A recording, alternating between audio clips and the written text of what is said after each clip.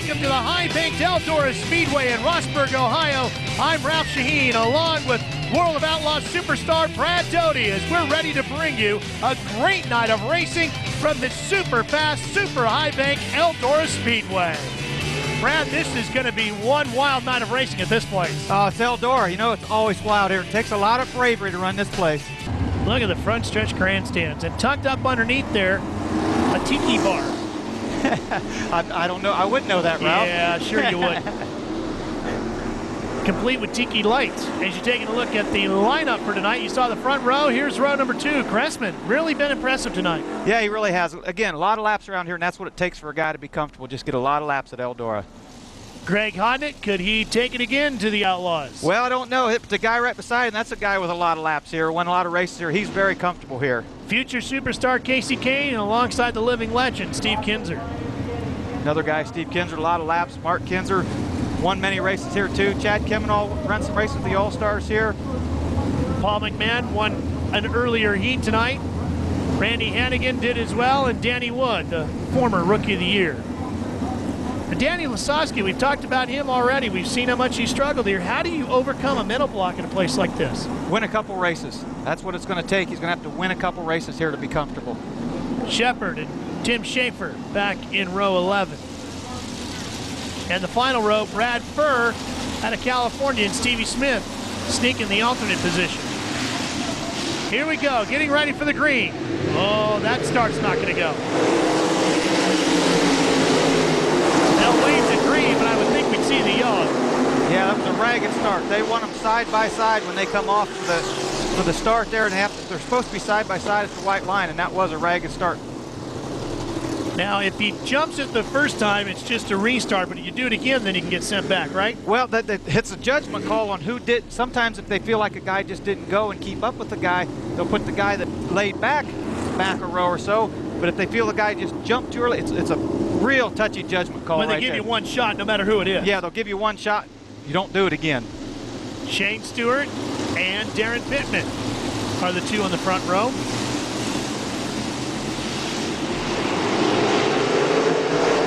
Better, and we're green. And again, we talked about the outside getting the front row. That's a better start. That's why Shane Stewart tried to get a little bit of a jump on Pittman the first time. The second time, he got just enough that he was able to slide up in front of him and take the lead. Shane Stewart in Junior Holbrook's 8H leads it here so far. Paul has got a pretty good jump too, and he's making his way up through the field. Challenging in front of this battle here, Saldana in the 17. And the racetrack's still what we'd call pretty narrow. The cushion not really high. A lot of times it's right up against the wall at Eldora. As we see Jack Hodshield going under Phil Gressman. Gressman diamonds the corner, tries to cut back to the bottom, but already Hod is gone. Well, the characteristics of the racetrack a lot different since they put that new clay, as Mark Kinzer having problems. So the Mopar 5M has spun, and we'll take this opportunity to take care of some business. We're back to Eldora. Ralph Shaheen alongside of Brad Doty and Bobby Gerald working pit lane for us today.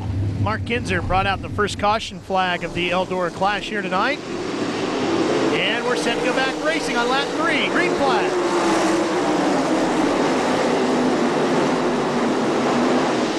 And Paul has challenges for the lead, trying to get inside of Shane Stewart, and takes the position. Wow, that was close.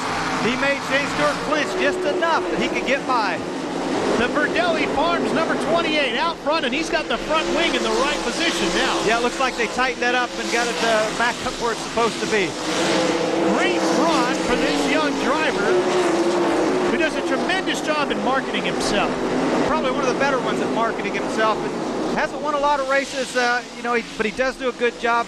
Kind of their own team, and he takes care of the business the way it should be. Finds himself in a position here leading at Eldora. That's a rarity for him. That's the best way to market yourself. Absolutely. Sitting in victory lane, they all look good. Here's a battle behind our leader, Brian Paulus. That's Darren Pittman in the 21 and Joey Saldana in the 17. This fight is inside the top 5. It's for 4th. Steve Kinzer and Sammy Swindell having at it. Sammy's in the black 83 Junior. Boy, those two have fought many a lap side by side. Boy, they sure are. For those that are used to seeing Sammy in the Channel Lock, this 83 Junior is a teammate. to Tim Schaefer and the other Beef Packers 83. Sammy's parked his team for a while and driving the 83 Junior. Again, the racetrack kind of narrow, the cushion not up. That's that new play. It's pretty sticky and it's not as high. Oh, Brian Paulus, the leader, looks like he's hit the wall coming out of turn 2. The Verdelli Farms 28, nicknamed the Salad Car. You can see the salad lettuce leaves painted onto the car. He lost the front right tire, it looks like, Brad, and is along the wall. What a heartbreaker. It looks like he just got in the wall. Something that happened on the back straightaway there to be leading the race.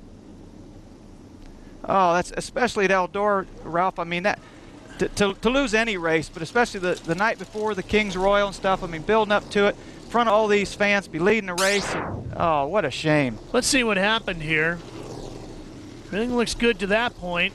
Oh, did it bottom out on him? Well, it looks like he hit the cushion, just took a push and couldn't save it. Bobby?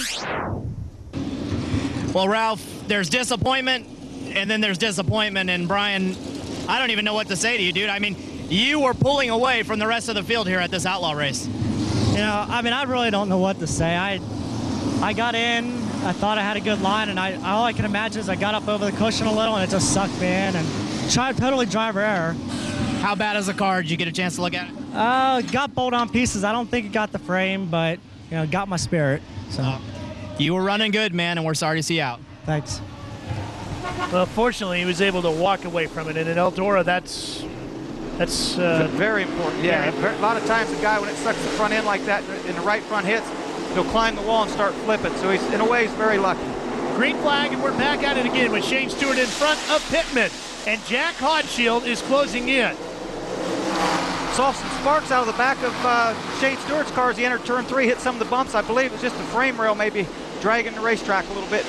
Good battle for the lead as a couple of youngsters going at it here. Pittman working the bottom, can't keep the front end going the direction he wants. Again, it's a little tight down there on the bottom. They're searching around on the racetrack. Darren Pittman doing a great job this year, having Joe Gertie, the famous engine builder's son, now Joe running the business, out here helping Darren Pittman every now and then with Bob Curtis. They've had some good runs every time they work together. Here's the field. Back behind them, there's Kavanaugh in the blue 15K, and the King, Steve Kinzer, coming through with Cheston trailing it. Phil Gressman's black 2. Uncharacteristic of Steve Kinzer being back there like that. But again, a lot of that's the racetrack's really fast right now, and obviously a great field of race cars. Shane Stewart doing a tremendous job for Junior Holbrook, the Redline Oil Weldtech machine, hanging on to the lead. Shane running right where he needs to be, right up on the top, keeping his momentum going. Darren running extreme low line. It takes a lot of horsepower to come up off the corner down there, but that's the only choice he has because Shane Stewart's running the preferred line right now. If Stewart bobbles, that Tom Snacks hopping sack number 21 at Pittman is coming right by in a hurry. He really is. That's what it's going to take, almost for Shane Stewart to make a mistake or get into traffic where he gets pinched a little bit. Again, Pittman on the bottom, but see it, you're running uphill coming off that corner. And Shane Stewart with the momentum still be able to hold him off so far. They put Danny Wood down a lap. And Pittman's really working the bottom, and if he can just get a little bit more drive off the corner, he's going to take the lead. Now he's got it. That's what it takes. If he can just get enough to put that slide job, Shane fighting back on the inside. Cheston slowed to the inside, and that almost cost Pittman. And look at Hodshield down, the white 5, the working car coming after him. On the outside, all the caution's going to come out. There's P.J. Cheston stopped on the front straightaway. And that will bring out our second caution. We're past halfway. Stay with us. We're coming back for more great racing with the Outlaws at Eldora.